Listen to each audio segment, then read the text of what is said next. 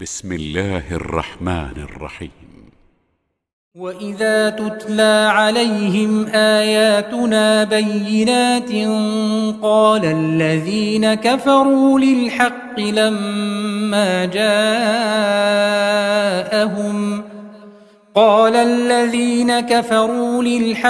لما جاءهم هذا سحر مبين أم يقولون افتراه قل إن افتريته فلا تملكون لي من الله شيئا هو أعلم بما تفيضون فيه كفى به شهيدا بيني وبينكم وهو الغفور الرحيم.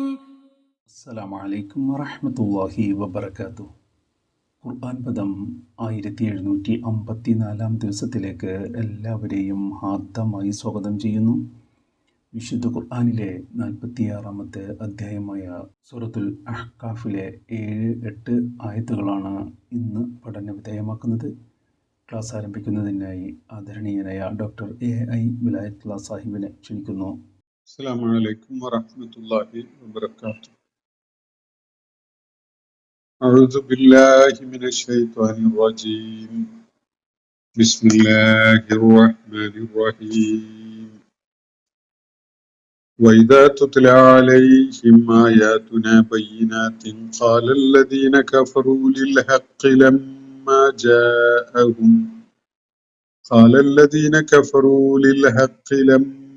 جاءهم هذا سحر مبين أم يقولون افتراه قل إن افتريته فلا تملكون لي من الله شيئا هو أعلم بما تفيضون فيه كفى به شهيدا بيني وبينكم وهو الغفور الرحيم. صدق الله العلي العظيم. സൂറത്തുൽ അഹ്ഖാഫിലെ 7 മുതൽ 8 വരെയുള്ള ആയത്തുകളാണ്. 7-8 ആയത്തുകളാണ് ഇന്ന് നമ്മൾ പഠന വിധേയമാക്കുന്നത്. ഈ ആയത്തുകളാണ് ഞാൻ നിങ്ങളെ ഇപ്പോൾ കേൾപ്പിക്കുകയുണ്ടായത്.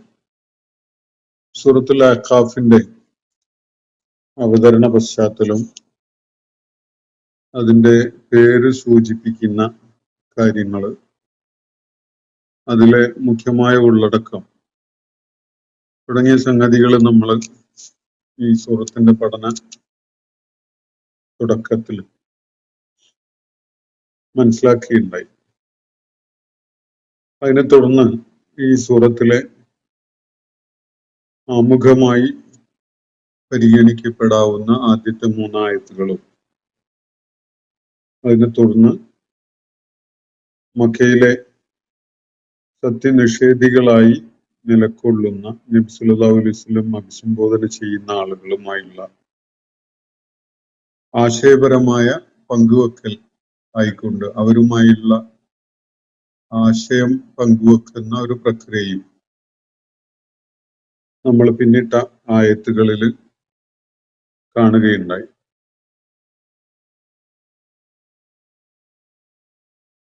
അള്ളാഹുവിന് പുറമെ അവർ ആരാധ്യന്മാരായി സ്വീകരിച്ചിരിക്കുന്ന അവരുടെ ആലിഹത്തുകൾ, അവക്ക് ദിവ്യത്വം അവകാശപ്പെടാൻ എന്ത് ന്യായമാണുള്ളത്? എന്തിന്റെ അടിസ്ഥാനത്തിലാണ് അവർക്ക് അങ്ങനെ ദൈവികതയുള്ളതായി അവകാശപ്പെടാൻ സാധിക്കുക എന്നൊരു ചോദ്യം ഉന്നയിച്ച് ഭൂമിയുടെയോ ആകാശങ്ങളുടെയോ സൃഷ്ടിപ്പിൽ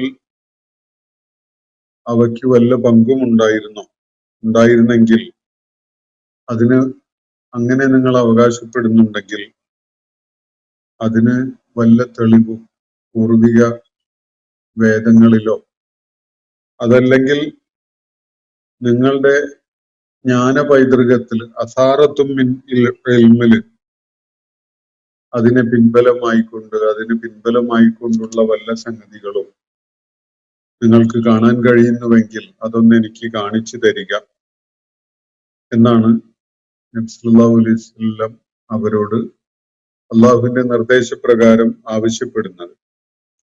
അങ്ങനെയൊന്നുമില്ലാതെ ഒരു ചോദ്യത്തിനും ഉയർത്തെഴുന്നേൽപ്പ് നാൾ വരെ ഒരു ഉത്തരവും നൽകാൻ കഴിയുകയില്ലാത്ത ഈ ആലിഹത്തുകളെ വിളിച്ച് പ്രാർത്ഥിക്കുന്ന ആളുകൾ, അവരെക്കാൾ വലിയ ബുദ്ധിമോശം സംഭവിച്ചു പോയ ആളുകൾ, അല്ലെങ്കിൽ അവരെക്കാൾ വലിയ വിഡ്ഢികളായിട്ട് വഴി പിഴച്ചു പോയ ആളുകളായിട്ട് വേറെ ആരുണ്ട് എന്നൊരു ചോദ്യമാണ് തുടർന്ന് അവരോടായിട്ട് നബി സല്ലല്ലാഹു അലൈഹി വസല്ലം അള്ളാഹുവിന്റെ നിർദ്ദേശപ്രകാരം ഉന്നയിക്കുന്നത്.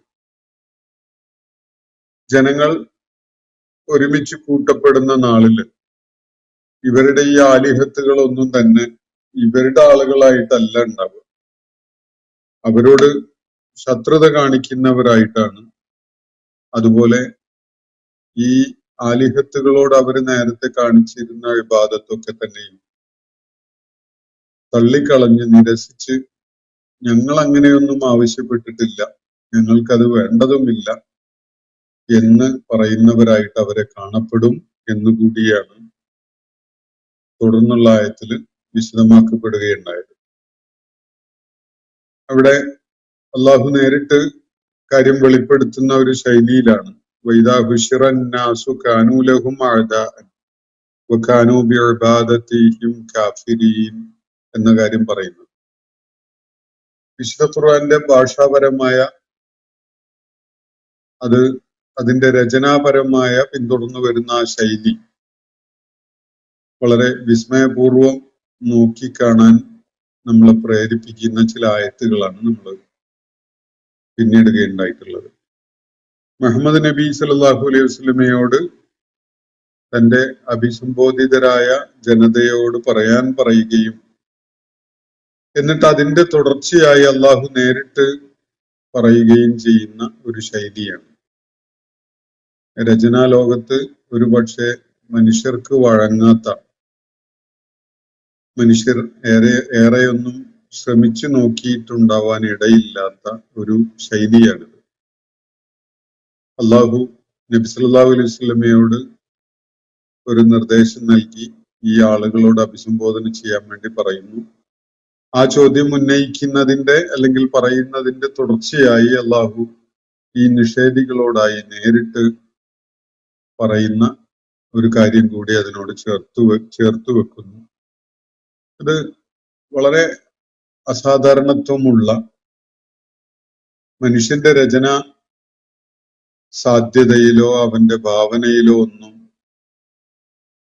സാധാരണഗതിയിൽ രൂപപ്പെടാൻ ഇടയില്ലാത്ത, ഇനി അങ്ങനെയുള്ള ശ്രമങ്ങൾ നടത്തിയാൽ തന്നെ വലിയ ദുർഗ്രാഹ്യതയിൽ ചെന്ന് അവസാനിക്കുന്ന ഒരു സംഗതിയാണ്. എന്നാൽ ഇവിടെ വിശുദ്ധ ഖുർആനുമായി നിരന്തരമായി സമ്പർക്കപ്പെടുന്ന ആളുകൾക്ക് മാത്രമാണ് ഈ സംസാരിക്കുന്ന ആള് മാറുന്നതും അഭിസംബോധന ചെയ്യപ്പെടുന്ന ആള് മാറുന്നതും ഒക്കെ ആയിട്ട് ഈ രചനാശൈലി നിരന്തരം മാറിക്കൊണ്ടിരിക്കുന്ന ഈ ഒരു പ്രത്യേകത തന്നെ തിരിച്ചറിയാൻ സാധിക്കും. വളരെ നിരന്തരമായി വിശുദ്ധ ഖുർആന്റെ ആയാത്തുകളുടെ രചനാശൈലിയെ കുറിച്ച് ആലോചിക്കുകയും മനനം ചെയ്യുകയൊക്കെ ചെയ്യുന്നവർക്ക് മാത്രമാണ് അത് അങ്ങനെ ഒരു വിഷയം ഇതിലുണ്ടല്ലോ എന്നത് മനസ്സിലാവുക. അത്രയും ഒരു ഒഴുക്കോട് കൂടിയാണ്. അതിലൊരു സംസാരിക്കുന്ന ആള് മാറുന്നുണ്ട്, അഭിസംബോധിതര് മാറുന്നുണ്ട് എന്നതൊന്നും നമുക്ക് തോന്നാൻ പോലും അവസരം ഉണ്ടാവാത്ത വിധത്തിലുള്ള ഒഴുക്കാണ് ഈ ആയാത്തുകൾക്ക് ആശയപരമായിട്ടും ഭാഷാപരമായിട്ടും ഒക്കെ ഉള്ളത്. അത് അള്ളാഹുവിന്റെ കിതാബിന്റെ ഏറ്റവും ശ്രദ്ധേയമായ ശൈലീപരമായ ഒരു പ്രത്യേകതയുമാണ്. വിശുദ്ധ ഖുർആന്റെ ഇജാസിന്റെ അതൊരു മുഅ്ജിസത്താണ് എന്ന് നമ്മൾ പറയുന്ന ഒരു തലമുണ്ടല്ലോ. ആ മുഅ്ജിസത്ത് എന്ന നിലക്കുള്ള അതിന്റെ പ്രത്യേകതകളിൽ ഒന്നാണ് എന്ന് നമുക്ക് മനസ്സിലാക്കാൻ സാധിക്കും. അതിനെ തുടർന്നാണ് ഈ കാര്യങ്ങള് സത്യനിഷേധികളായ ആളുകളെ നേരിട്ട് അഭിസംബോധന ചെയ്തുകൊണ്ടും നബി സല്ലല്ലാഹു അലൈഹി വസല്ലമയോട് അവരോട് പറയാൻ ആവശ്യപ്പെട്ടുകൊണ്ടുമൊക്കെ ഈ കാര്യങ്ങൾ അവരോട് ഉന്നയിക്കപ്പെട്ടതിന് ശേഷമാണ് ഇന്ന് നമ്മൾ വായിച്ചു വെച്ചിരിക്കുന്ന ആയത്തുകൾ വരുന്നത്.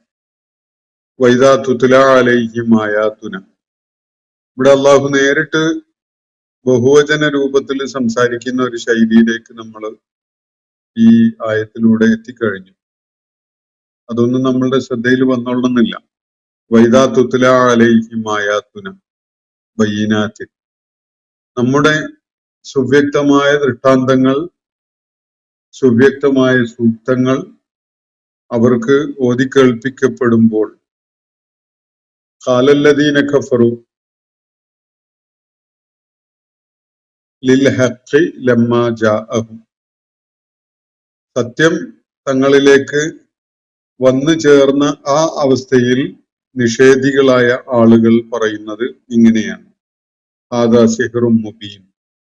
ഇത് വളരെ വ്യക്തമായിട്ടും ഒരു ആഭിചാരക്രിയ തന്നെയാണ്. ഇതാണ് അവർ പറയുക. സാധാരണ മനുഷ്യരുടെ രചനയുടെ സ്വഭാവം ഉള്ളതല്ലാത്ത അത്യന്തം അസാധാരണത്വം അനുഭവപ്പെടുന്ന വളരെ വിചിത്രമായ പല പ്രത്യേകതകളും അടങ്ങിയ ഈ പാരായണം കേൾക്കുമ്പോൾ തന്നെ അവർക്ക് സമ്മതിക്കേണ്ടി വരികയാണ്, ഇതൊരു മനുഷ്യന്റെ സാഹിത്യരചന പോലെയുള്ള ഒരു സംഗതി അല്ല എന്ന്. പക്ഷെ അത് അവര് ആ കൗതുകം വെളിപ്പെടുത്തിക്കൊണ്ട് അതിലെ ദൈവികത അംഗീകരിച്ചുകൊണ്ട് കാര്യം പറയുന്ന ഒരു രീതിയിലല്ല അവർ പറയുന്നത്. കാരണം ഇവര് നിഷേധികളാണ്. നിഷേധികളായതുകൊണ്ട് തന്നെ അവര് ഇത് ദൈവിക വചനങ്ങളാണ് എന്ന് ഏറ്റുപറയാനോ സമ്മതിക്കാനോ സന്നദ്ധരല്ല. എന്നിട്ട് അത് ഒരു ആരോപണമായിട്ട് അവർ ഉന്നയിക്കുകയാണ് ഈ വിഷയം എന്നതാണ് നമുക്കിവിടെ കാണാൻ കഴിയുന്നത്. വൈദാ തുത്ലാ അലൈഹിം ആയാതുന. അള്ളാഹുവാണ് ഇവിടെ സംസാരിക്കുന്നത്. വിശുദ്ധ ഖുർആന്റെ അഭിസംബോധിതരായ മുഴുവൻ ആളുകളെയും ഉദ്ദേശിച്ചുകൊണ്ടും മുഖ്യമായി നബി സല്ലല്ലാഹു അലൈഹി വസല്ലമയോട് കാര്യം പങ്കുവെക്കുന്ന വിധത്തിലുമാണ് ഈ ആയത്തുകൾ. വൈദാ തുത്ലാ അലൈഹിം ആയാതുന. നമ്മുടെ സൂക്തങ്ങൾ അവരെ കേൾപ്പിക്കപ്പെടുകയാണെങ്കിൽ, അവർക്ക് കേൾപ്പിച്ചു കൊടുക്കുന്നുവെങ്കിൽ, വൈദാ തുത്ലാ അലൈഹിം ആയാതുന, നമ്മുടെ ആയാത്തുകൾ ഈ ആളുകൾക്ക് പാരായണം ചെയ്ത് കേൾപ്പിക്കപ്പെടുന്നുവെങ്കിൽ, ഖാലല്ലദീന കഫറൂ ലിൽ ഹഖ് ലമ്മാ ജാഅഹും. സത്യം തങ്ങളുടെ അടുക്കലേക്ക് വന്നു ചേർന്ന ഒരു പ്രക്രിയ, വന്നു ചേരുന്ന ഒരു സംഗതിയാണല്ലോ അള്ളാഹുവിന്റെ ദൃഷ്ടാന്തങ്ങൾ കേൾപ്പിക്കപ്പെടുന്നതോടെ സംഭവിക്കുന്നത്. നമ്മുടെ ദൃഷ്ടാന്തങ്ങൾ, നമ്മുടെ സൂക്തങ്ങൾ നാം അവരെ ഒതിക്കേൾപ്പിക്കപ്പെടുമ്പോൾ എന്ന് പറയുമ്പോൾ തന്നെ അതിലൂടെ ദൈവികമായ സത്യത്തെക്കുറിച്ചുള്ള വെളിപാടുകളാണ് അവരെ കേൾപ്പിക്കപ്പെടുന്നത്. അങ്ങനെ സംഭവിച്ചു കഴിയുമ്പോൾ നിഷേധ മനസ്സ് നിലനിർത്തിപ്പോരുന്ന ആളുകൾ, അല്ലദീന കഫറു, നിഷേധികളായ ആളുകൾ, അവര് പറയുന്നത് എപ്പോഴാണ് പറയുന്നത്? ലിൽ ഹഖ് ലമ്മാ ജാഅഹു. സത്യത്തെ പരാമർശിച്ചുകൊണ്ട് അത് അവരിലേക്ക് വന്ന ആ നേരത്ത് അവർ പറയുന്നത് ഇങ്ങനെയാണ്. ലിൽ ഹഖ് എന്ന് പറഞ്ഞ സത്യത്തെ സൂചിപ്പിച്ചുകൊണ്ട്, ദൈവികമായി അവന്റെ സൂക്തങ്ങളിലൂടെ വെളിപ്പെട്ട, അവരെ കേൾപ്പിക്കപ്പെട്ട ആ സത്യത്തെ പരാമർശിച്ചുകൊണ്ട് അത് അവരിലേക്ക് വന്നു ചേർന്ന ആ സമയത്ത് അവര് പറയുന്നത് ഇങ്ങനെയാണ്: ഹാദാ സിഹ്റും മുബീൻ. ഇത് ശരിക്കും ഒരു ആഭിചാരക്രിയ തന്നെയാണ് കേട്ടോ എന്നാണ് അവര് ദൈവിക വചനങ്ങളെ മുൻനിർത്തിക്കൊണ്ട് പറയുന്നത്. ദൈവിക വചനങ്ങൾ അവരെ കേൾപ്പിക്കപ്പെടുന്ന ആ സന്ദർഭത്തിലാണ് അതിനെ പരാമർശിച്ചുകൊണ്ട് അവര് പറയുന്നത് ഹാദാ സിഹ്റും മുബീൻ. ഇത് അത്യത്ഭുതകരമായ ഒരു സിഹ്ർ തന്നെയാണ്, ആഭിചാരക്രിയ തന്നെയാണ്. ഇതാണ് അവർ പറയുന്നത്. നേരത്തെ സൂറത്ത് യൂസുഫ് വായിക്കുമ്പോൾ നമ്മൾ യൂസുഫ് അലൈഹി ഇസ്ലാമിനെ പരാമർശിച്ചുകൊണ്ട് അവരുടെ അദ്ദേഹത്തിലുള്ള കൗതുകം, ആശ്ചര്യമൊക്കെ പ്രകടിപ്പിച്ചുകൊണ്ട് ഇത് അതാ മലക്കുൻ കരീം എന്ന് പരാമർശിക്കുന്നുണ്ട്. ഇതൊരു മനുഷ്യനൊന്നുമല്ല, ഇത് വളരെ വളരെ വലിയ ആകർഷകത്വമുള്ള ഒരു മലക്കാണ്, ഒരു മാലാഖയാണ് എന്ന് അവർ അത്ഭുതം കൂറിക്കൊണ്ട് പറയുന്ന ഒരു രംഗം അവിടെ സൂറത്ത് യൂസുഫില് അള്ളാഹു വിവരിക്കുന്നു. ഈ യൂസുഫ് അലൈഹി ഇസ്ലാമില് അനുരക്തകളായി മാറിയ ഈജിപ്തിലെ സ്ത്രീകളെ സൂചിപ്പിച്ചുകൊണ്ട്, അല്ലെങ്കിൽ അവർ പറയുന്ന വിധത്തിലാണ് അതവിടെ വിവരിക്കപ്പെടുന്നത്. അത് അവരുടെ അവിശ്വസനീയതയും കൗതുകവും അതില് അവരെത്രത്തോളം ആകൃഷ്ടരായി എന്നത് വെളിപ്പെടുത്തുന്നതുമായ ഒരു പ്രയോഗമാണ്. ഇവിടെ വിശുദ്ധ ഖുർആന്റെ ആയാത്തുകളെ, സൂക്തങ്ങളെ കേൾക്കാനിടയായപ്പോൾ ഈ ആളുകളുടെ, മക്കയിലെ കുഫാറുകളുടെ അത്ഭുതമാണ് യഥാർത്ഥത്തിൽ അവര് ഇങ്ങനെ പ്രകടിപ്പിക്കുന്നത്.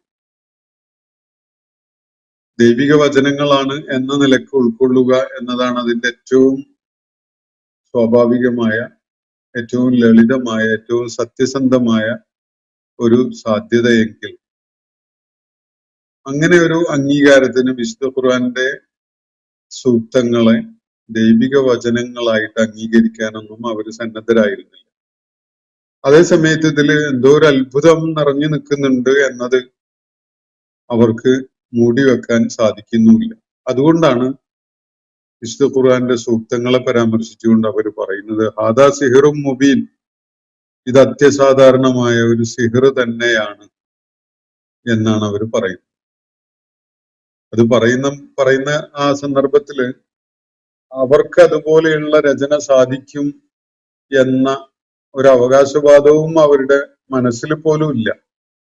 ഞങ്ങൾക്കൊന്നും, അല്ലെങ്കിൽ ഞങ്ങളെ കൂട്ടത്തിലെ പ്രഗത്ഭരായ സാഹിത്യകാരന്മാർക്കൊന്നും, കവികൾക്കൊന്നും സാധിക്കാത്ത ഒരു അത്യത്ഭുതകരമായ ഒരു സംഗതി തന്നെയാണ്. ഇതിനെ നമ്മൾ സിഹർ എന്ന് തന്നെ വിളിക്കേണ്ടി വരും എന്ന വിധത്തിലാണ് അവരുടെ പ്രതികരണം. എന്നാൽ അത്രയും അവരെ വിസ്മയിപ്പിച്ച ഈ സൂക്തങ്ങളെ കുറിച്ച് വിശുദ്ധ ഖുർആൻ പറയുന്നത് അവ ദൈവിക വചനങ്ങളാണ് എന്ന കാര്യം അംഗീകരിച്ചുകൊണ്ടും ഉൾക്കൊണ്ടുകൊണ്ടും പറയാൻ അവര് സന്നദ്ധരും അല്ല. ഇതാണ് അവരുടെ പ്രതികരണം വെളിപ്പെടുത്തുന്ന കാര്യം. വൈദാ തുത്ലാ അലൈഹിം ആയാതുന ബയ്യിനാത്തിൻ, നമ്മുടെ തെളിമയുള്ള, വ്യക്തതയുള്ള ആയാത്തുകള്, സൂക്തങ്ങള് അവരെ ഓതി കേൾപ്പിക്കപ്പെട്ടാൽ ഖാലല്ലദീന കഫറു, നിഷേധികളായ ഈ ആളുകള് ഉടനെ പറയുന്നത് ലിൽ ഹഖ്ഖി ലമ്മാ ജാഅഹും, സത്യം അവരിലേക്ക് വന്നു ചേർന്ന ആ സന്ദർഭത്തിൽ അതിനെ പരാമർശിച്ചുകൊണ്ട് അവർ പറയുന്നത് ഹാദാ സിഹ്റും മുബീൻ, ഇത് വളരെ വ്യക്തമായും ഒരു ആഭിചാരക്രിയ തന്നെയാണ് എന്നാണ് അവര് പറയുന്നത്. സാധാരണഗതിയിൽ ആളുകളെ ഇങ്ങനെ വിസ്മയിപ്പിക്കാൻ ഒരു കവിക്കോ ഒരു എഴുത്തുകാരനോ അല്ലെങ്കിൽ ഒരു പ്രഭാഷകനോ ഒന്നും സാധിക്കുകയില്ല. ഇത് സിഹിറിന്റെ ബലത്തിൽ ഉണ്ടാക്കിയെടുത്ത ഒരു സംഗതിയാണ് എന്നാണ് അവർ ആ ഘട്ടത്തിൽ പറയുന്നത്. അപ്പോ അതിനെ തുടർന്ന് അള്ളാഹു ഒരു ചോദ്യം ഉന്നയിക്കുകയാണ്. അത് പരോക്ഷമായിട്ട് ഒരു കാര്യം പറയുന്ന വിധത്തിലാണ് ഈ ചോദ്യം ഉന്നയിക്കുന്നത്. അം യഖൂലൂന ഇഫ്തറാഹു, എന്താണ് അവർ പറയുന്നത്? ഇത് മുഹമ്മദ് നബി സല്ലല്ലാഹു അലൈഹി വസല്ലം ചമച്ചുണ്ടാക്കിയതാണ് എന്നാണോ?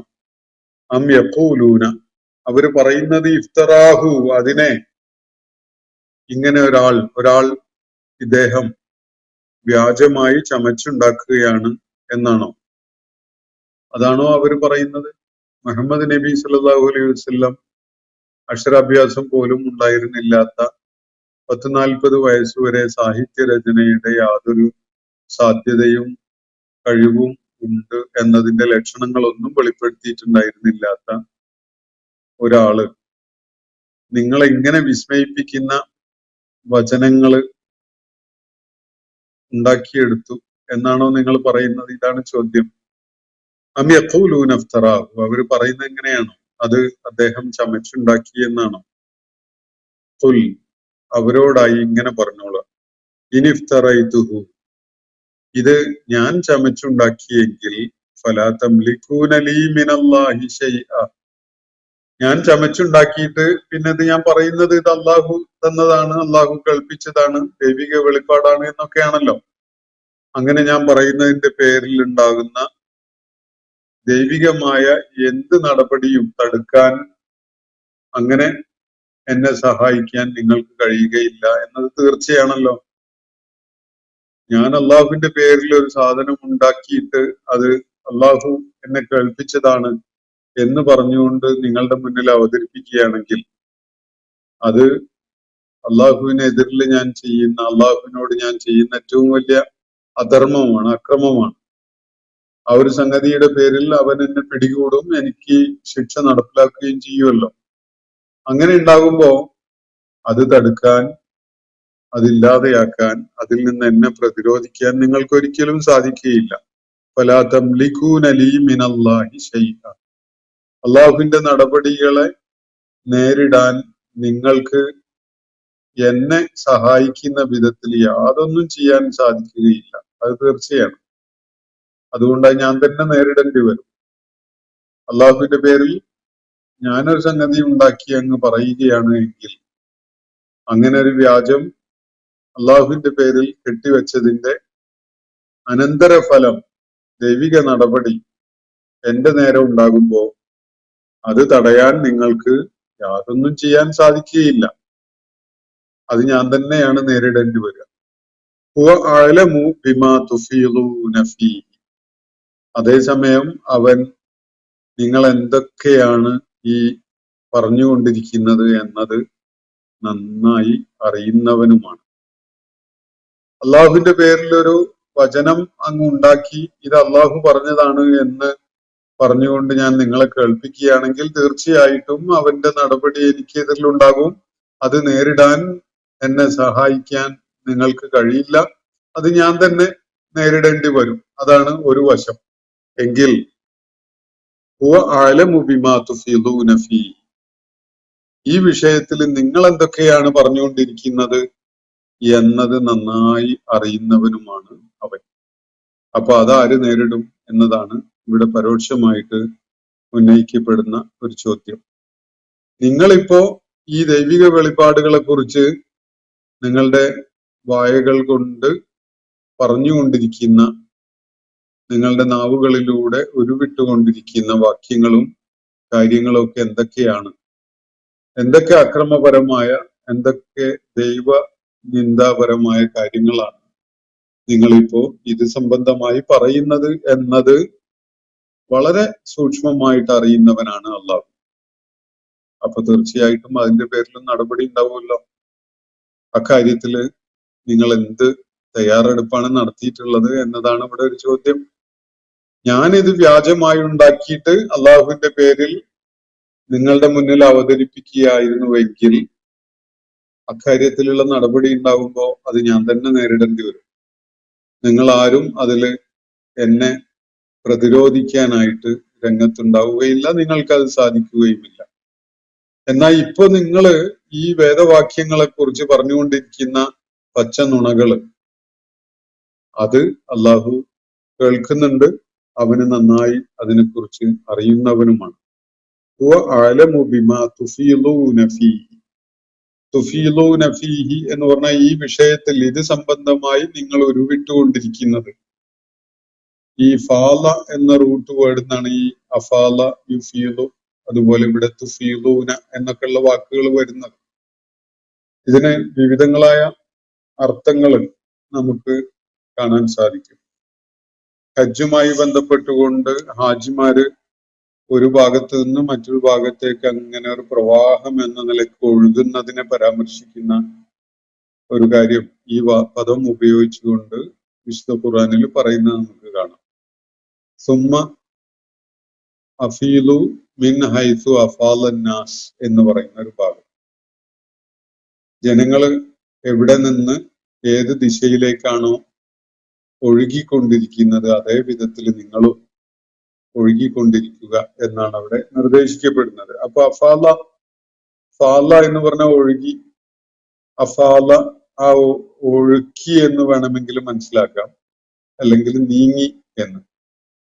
അപ്പോ ഈ ഒരു പദം വേറെയും പല തലങ്ങളിലും അതിന്റെ ആശയം അല്ലെങ്കിൽ അതിന്റെ അർത്ഥം നമുക്ക് കാണാൻ കഴിയും. അത് ഒരു നിലക്ക് അത്തവസ്സുൾ ഫിൽ കലാം എന്ന ഒരു അർത്ഥം നൽകുന്നുണ്ട്. സംസാരത്തിൽ ഒന്ന് വ്യാപിപ്പിച്ച് ഒന്ന് പരത്തി വിശദമാക്കി സംസാരിക്കുക, അതാണ് ഒരു സൂചന. മറ്റൊന്നൊരു വിഷയത്തിലേക്ക് അൽ ഖൗലു ഫി മൗദൂ, ഒരു വിഷയത്തിലേക്ക് അങ്ങ് മുഴുകി അതിലേക്ക് ആണ്ടിറങ്ങി ചെന്നുകൊണ്ട് സംസാരിക്കുക. വേറെ ഒന്ന് ഒരു പ്രത്യേകമായ പ്രവൃത്തിയിലേക്ക് പൂർണ്ണമായിട്ട് തിരിഞ്ഞുകൊണ്ട് അതിലേക്ക് പ്രവേശിക്കും. ഇങ്ങനെയൊക്കെയുള്ള അർത്ഥങ്ങളാണ് അതിന് കാണാൻ സാധിക്കുക അടിസ്ഥാനപരമായി. ഇവിടെ അത് നൽകുന്ന സൂചന സംസാരിക്കുക എന്നാണ്.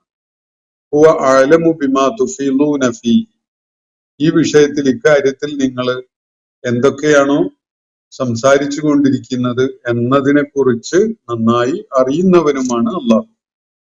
അപ്പൊ തീർച്ചയായിട്ടും അള്ളാഹുവിന്റെ വചനങ്ങളെ കുറിച്ച് കാര്യങ്ങളെ ശരിയായ വിധത്തിൽ മനസ്സിലാക്കാതെ എന്തെങ്കിലുമൊക്കെ ജൽപ്പിച്ചു കൊണ്ടിരിക്കുന്ന നിങ്ങളുടെ ഈ നടപടി ഉണ്ടല്ലോ, അത് തീർച്ചയായിട്ടും അള്ളാഹു അറിയുന്നുണ്ട്.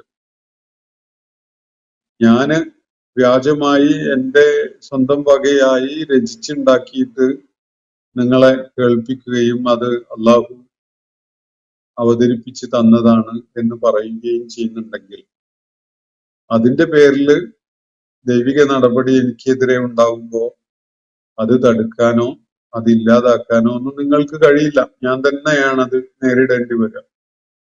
ഇപ്പൊ നിങ്ങൾ ദൈവിക വചനങ്ങളെ കുറിച്ച് പറഞ്ഞുകൊണ്ടിരിക്കുന്ന ഈ കാര്യങ്ങളൊക്കെ ഉണ്ടല്ലോ, അതിനെക്കുറിച്ച് വളരെ നന്നായി അറിയുന്നവനാണ് അള്ളാഹു എന്ന കാര്യം കൂടി മറക്കാതിരിക്കുക. കഫാ ബിഹി ഷഹീദം ബൈനി വ ബൈനക്കും, എനിക്കും നിങ്ങൾക്കും ഇടയിലുള്ള സാക്ഷിയായിട്ട് അള്ളാഹു ധാരാളം മതിയായവനാകുന്നു എന്നാണ് തുടർന്ന് പറയുന്നത്. കഫാ ബിഹി, അവൻ തീർത്തും കാഫിയാണ്, മതിയായവനാണ്, തികഞ്ഞവനാണ്. ഷഹീദൻ, ഏത് കാര്യത്തിലാണ്? സാക്ഷിയായിക്കൊണ്ട്. ബൈനീവ ബൈനക്കും, എനിക്കും നിങ്ങൾക്കും ഇടയിലായിട്ട് ഇപ്പൊ നടന്നുകൊണ്ടിരിക്കുന്ന ഈ ആശയവിനിമയം ഉണ്ടല്ലോ, ആ വിഷയത്തില് സാക്ഷിയായിട്ട് അള്ളാഹു ധാരാളം മതി. പറയേണ്ട കാര്യങ്ങൾ ഞാൻ നിങ്ങളോട് പറഞ്ഞിട്ടുണ്ട്, നിങ്ങളെ കേൾപ്പിച്ചിട്ടുണ്ട്. അതൊരിക്കലും തന്നെ ഞാന് സ്വന്തം നിലക്ക് ചമച്ചുണ്ടാക്കി കേൾപ്പിച്ച ഒരു സംഗതിയല്ല, ദൈവികമായി അവതരിപ്പിച്ച വചനങ്ങളാണ് എന്നതിന് ഏറ്റവും വലിയ സാക്ഷിയായിട്ട് അള്ളാഹു ഉണ്ട്. അതിനോട് പ്രതികരിച്ചുകൊണ്ട് നിങ്ങളിപ്പോ പറഞ്ഞുകൊണ്ടിരിക്കുന്ന കാര്യങ്ങളുണ്ടല്ലോ, ഇത് സിഹറാണ് എന്നൊക്കെ, അത് നന്നായി അറിയുന്നവനാണ് അള്ളാഹു. അക്കാര്യത്തിലും സാക്ഷിയായിട്ട് അവനുണ്ട്, അത് മതി. ഇതാണ് നബി സല്ലല്ലാഹു അലൈഹി വസല്ലം അവരോടായിട്ട് പറയുന്നത്. കഫാ ബിഹി ഷഹീദൻ ബൈനി വ ബൈനക്കും, നിങ്ങൾക്കും എനിക്കും ഇടയിൽ സാക്ഷിയായിട്ട് ഈ വിഷയത്തിൽ അള്ളാഹു മതി. വഹുവൽ ഗഫൂറുർ റഹീം, അവൻ ഏറെ പുറത്തു കൊടുക്കുന്നവനും കരുണ കാണിക്കുന്നവനുമാണ് എന്നാണ് തുടർന്ന് പറയുന്നത്. പല ആംഗിളിലും മനസ്സിലാക്കാൻ കഴിയുന്ന രണ്ട് പ്രയോഗങ്ങളാണ് ഗഫൂറും റഹീമും ഇവിടെ എന്ന് കാണാൻ കഴിയും. ഒന്ന്, ഈ കുഫാറുകൾ കാര്യങ്ങളെ വ്യക്തതയോടുകൂടി മനസ്സിലാക്കാൻ ശ്രമിക്കുന്നുവെങ്കിൽ, അങ്ങനെ അത് അവർക്ക് ഉൾക്കൊള്ളാൻ സാധിക്കുന്നുവെങ്കിൽ, നേരത്തെ അവരുടെ ഭാഗത്തു നിന്നുണ്ടായ നിഷേധവും തെറ്റായ പ്രതികരണങ്ങളും ഒക്കെ തന്നെ തീർച്ചയായിട്ടും അള്ളാഹു ഏറെ പുറത്തു കൊടുക്കുന്നവനും കരുണാനിധിയുമാണ് എന്നതിനാൽ അള്ളാഹു അവയെ വിട്ടുവീഴ്ച ചെയ്യാനിടയുണ്ട് എന്ന ഒരു സൂചനയാണ് ഈ പ്രയോഗങ്ങൾ ഇവിടെ നൽകുന്നതായിട്ട് നമുക്ക് മനസ്സിലാക്കാൻ കഴിയുന്ന ഒരു കാര്യം. രണ്ടാമത്തെ ഒരു കാര്യം, ഇപ്പോ അവർക്ക് ഇങ്ങനെയൊക്കെ സംസാരിക്കാൻ സാധിക്കുന്നു എന്നത് തന്നെ ഇപ്പൊ അവര് നിഷേധികളായിക്കൊണ്ടും നബി സല്ലല്ലാഹു അലൈഹി വസല്ലമയെ തള്ളിക്കളയുന്ന ഒരു സംസാരം നടത്തുന്നവരായിക്കൊണ്ടൊക്കെയാണല്ലോ ഉള്ളത്. അള്ളാഹു നൽകിയ കഴിവുകൾ കൊണ്ട് ഈ വിധത്തിൽ അള്ളാഹുവിനെയും അവന്റെ വചനങ്ങളെയും നിഷേധിക്കുന്നതിനെ യാതൊരു തിരിച്ചടിയും നൽകാതെ അള്ളാഹു നോക്കി നിൽക്കുന്നുവെങ്കിൽ അത് അവന്റെ കരുണ കൊണ്ടും വിട്ടുവീഴ്ച മനസ്ഥിതി കൊണ്ടും മാത്രമാണ് എന്നൊരു കാര്യം കൂടി ഇവിടെ സൂചിപ്പിക്കപ്പെടുന്നതായിട്ട് കാണാൻ കഴിയും. നിഷേധികൾക്ക് ഈ നിഷേധത്തിന്റെ വാക്കുകൾ ഉച്ചരിക്കാൻ സാധിക്കുന്നു. അവരത് ഉച്ചരിക്കുന്നത് അള്ളാഹു നൽകിയ അവയവങ്ങൾ കൊണ്ടും അള്ളാഹു നൽകിയ വൈഭവങ്ങൾ കൊണ്ടും കഴിവുകൾ കൊണ്ടും ഒക്കെയാണ്.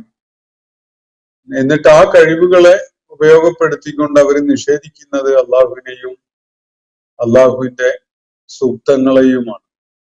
അവൻ ഉടനടി അവരുടെ കാര്യത്തിൽ യാതൊരു നടപടിയും സ്വീകരിക്കുന്നില്ല എന്നത് തന്നെ അവൻ ഗഫൂറും റഹീമുമാണ് എന്നതിനുള്ള ഏറ്റവും ശ്രദ്ധേയമായ തെളിവുകളാണ്. നേരത്തെ സൂചിപ്പിച്ച മറ്റൊരു വിശദീകരണം, ഈ ആളുകൾ അവരുടെ നിഷേധം അവസാനിപ്പിച്ച് കാര്യങ്ങളെ മനസ്സിലാക്കി ദൈവിക സൂക്തങ്ങൾ അംഗീകരിച്ചുകൊണ്ട് അള്ളാഹുവിന് വിധേയപ്പെടാൻ സന്നദ്ധരാകുന്നുവെങ്കിൽ അവര് പിന്നിട്ട കാലത്ത് ചെയ്ത അക്രമപരമായ സംഗതികൾ, ദൈവിക സൂക്തങ്ങളെ നിഷേധിച്ചുകൊണ്ട് അവര് നടത്തിയ സംസാരം, പ്രവാചകനെ തള്ളിക്കളഞ്ഞുകൊണ്ട് അവര് എടുത്ത നിലപാടുകള്, ഇതൊക്കെയും തന്നെ വിട്ടുവീഴ്ച ചെയ്ത് പുറത്ത് മാപ്പാക്കി കൊടുക്കാൻ വലിയ സാധ്യത നിലനിൽക്കുന്നുണ്ട്. കാരണം അള്ളാഹു ഗഫൂറും റഹീമുമാണ് എന്നതാണ്. വഹുവൽ ഗഫൂറുർ റഹീം എന്നാണ് തുടർന്നിവിടെ പറഞ്ഞിരിക്കുന്നത്. അപ്പൊ ഈ രണ്ടായത്തുകളാണ് നമ്മൾ ഇന്ന് പഠന വിധേയമാക്കിയിട്ടുള്ളത്. ഇവിടെ മുഖ്യമായി ചർച്ചയ്ക്ക് വന്നിട്ടുള്ള വിഷയം പാരത്രിക ജീവിതത്തെ പരാമർശിച്ചുകൊണ്ട് ഉയർത്തെഴുന്നേൽപ്പിനെ സംബന്ധിച്ചുള്ള കാര്യമാണ്. നബി സല്ലല്ലാഹു അലൈഹി വസല്ലം അവരെ കേൾപ്പിച്ചുകൊണ്ടിരിക്കുന്ന ദൈവിക വചനങ്ങൾ അത് ദൈവിക വചനങ്ങളാണ് എന്നത് അംഗീകരിക്കാൻ കൂട്ടാക്കാതിരുന്ന മക്കയിലെയും തായിഫിലെയും ഒക്കെ ആളുകളുടെ ആ നിഷേധ നിലപാടാണ്. എന്ന് പറഞ്ഞാൽ വിശുദ്ധ ഖുർആൻ ദൈവികമാണ് എന്ന കാര്യം അംഗീകരിക്കാൻ കൂട്ടാക്കാതിരുന്ന ഈ ആളുകളുടെ നിലപാടാണ് ഇവിടെ ചർച്ചയ്ക്ക് വിധേയമാകുന്ന മുഖ്യമായ ഒരു കാര്യം എന്നത് കാണാൻ സാധിക്കും. അപ്പൊ ദൈവിക ദൃഷ്ടാന്തങ്ങളെ കേൾപ്പിക്കപ്പെടുന്ന ഘട്ടത്തില് അതിലൂടെ അവർക്ക് സത്യം വെളിപ്പെട്ടുകൊണ്ടിരുന്നപ്പോ അതിനെ നിഷേധിക്കുകയും അത് കേവലം വളരെ തെളിഞ്ഞ ആഭിചാരക്രിയ തന്നെയാണ് എന്ന് പറയുകയും ചെയ്തുകൊണ്ടിരുന്ന ഈ ആളുകളെ അവര് പറഞ്ഞുകൊണ്ടിരുന്ന സംഗതിയുടെ പൊള്ളത്തരം മനസ്സിലാക്കി കൊടുക്കാനുള്ള, അല്ലെങ്കിൽ അത് അവർക്ക് വെളിപ്പെടുത്തി കൊടുക്കുന്ന വിധത്തിലുള്ള കാര്യങ്ങളാണ് ഈ ആയത്തുകളിൽ അടങ്ങിയിട്ടുള്ളത്. അവരുടെ വാദം ഇത് മുഹമ്മദ് നബി സല്ലല്ലാഹു അലൈഹി വസല്ലം ഇഫ്തിറാ ചെയ്ത് വ്യാജമായി ചമച്ചുണ്ടാക്കിയതാണ് എന്നതാണല്ലോ. അങ്ങനെയാണെങ്കിൽ അതിന്റെ ഉത്തരവാദിത്വം അദ്ദേഹത്തിനാണല്ലോ. അപ്പൊ ദൈവിക നടപടി തീർച്ചയായിട്ടും നബി സല്ലല്ലാഹു അലൈഹി വസല്ലം ഇത് വ്യാജമായി ഉണ്ടാക്കിയിട്ട് അള്ളാഹുവിൻ്റെതാണ് എന്ന് പറഞ്ഞതിന്റെ പേരിൽ നബി സല്ലല്ലാഹു അലൈഹി വസല്ലമയ്ക്ക് എതിരിലുണ്ടാവുമല്ലോ.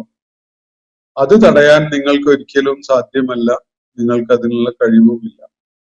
എന്നാൽ ഈ ആയാത്തുകളെ കുറിച്ച് നിങ്ങളിപ്പോ പറഞ്ഞുകൊണ്ടിരിക്കുന്ന സംഗതികൾ, നിങ്ങൾ അതിനെ തള്ളിക്കളഞ്ഞുകൊണ്ട് അത് സിഹ്റാണ് എന്നൊക്കെ പറയുന്ന കാര്യങ്ങൾ വ്യക്തതയോടുകൂടി അറിയുന്നവനാണ് അല്ലാഹു. നിങ്ങൾക്കിടയിൽ, നിങ്ങൾക്കും എനിക്കും ഇടയിൽ ഈ കാര്യങ്ങൾ വേണ്ട വിധം അവതരിപ്പിക്കപ്പെട്ടു എന്നതിന് സാക്ഷിയായിട്ട് അല്ലാഹു തന്നെ മതി എന്നാണ് തുടർന്ന് പറയപ്പെട്ടിരിക്കുന്നത്. അതേസമയം അല്ലാഹു ഏറെ പുറത്തു കൊടുക്കുന്നവനും കരുണാനിധിയുമാണ് എന്ന ഒരു ആശ്വാസവാചകം കൂടി അതിനെ തുടർന്ന് നമ്മെ അല്ലാഹു കേൾപ്പിക്കുന്നുണ്ട്. അത് മക്കയിലെയും ത്വായിഫിലെയും ഒക്കെ നിഷേധികൾക്ക് പ്രതീക്ഷയുടെ ഒരു കിരണം അവരുടെ മുന്നിൽ അവശേഷിപ്പിക്കുന്ന ഒരു സമീപനമാണ് എന്നത് കാണാൻ സാധിക്കും. ഇന്നത്തെ സെഷൻ ഇവിടെ അവസാനിക്കുകയാണ്. സൂറത്തുൽ അഹ്ഖാഫിലെ 7-8 ആയത്തുകളാണ് നമ്മൾ ഇന്ന് പഠന വിധേയമാക്കിയിട്ടുള്ളത്. അല്ലാഹു നമ്മെ എല്ലാവരെയും അനുഗ്രഹിക്കുമാറാകട്ടെ. വാഖിർ ദഅവാന അനിൽ ഹംദുലില്ലാഹി റബ്ബിൽ ആലമീൻ. അസ്സലാമു അലൈക്കും വറഹ്മത്തുള്ളാഹി വബറകാതുഹു. ഇന്നത്തെ ഖുർആൻ പദം ഇവിടെ സമാപിക്കുന്നു. ഖുർആൻ പഠനത്തിൽ പങ്കെടുത്ത എല്ലാവർക്കും അല്ലാഹു അർഹമായ പ്രതിഫലം നൽകി അനുഗ്രഹിക്കട്ടെ. വആഖിർ ദഅവാനാ അനിൽ ഹംദുലില്ലാഹി റബ്ബിൽ ആലമീൻ. അസ്സലാമു അലൈക്കും വറഹ്മത്തുള്ളാഹി വബറകാതുഹു.